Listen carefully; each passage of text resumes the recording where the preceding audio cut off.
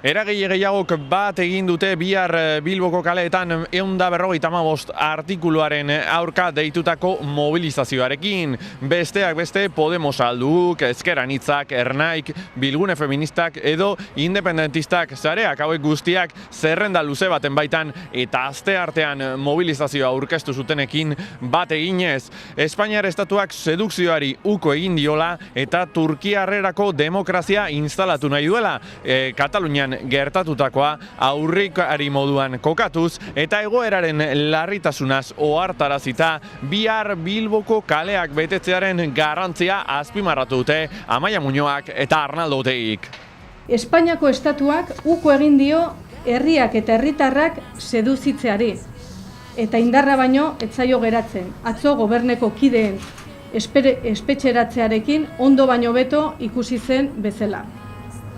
Baina Espainiako estatua egiten ari den eraso antidemokratiko hau ez da Katalunian bakarrik geratuko.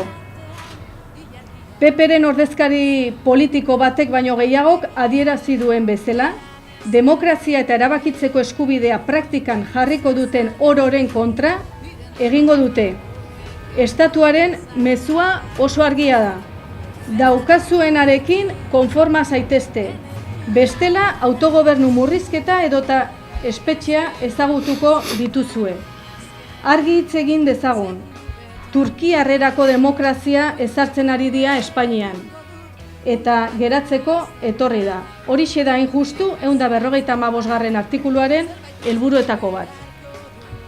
Egoera honen aurrean, asko daukagu jokoan. Euskal Herritarrok, gure autogobernua eta gure etorkizun politiko, ekonomiko eta soziala daukagu jokoan.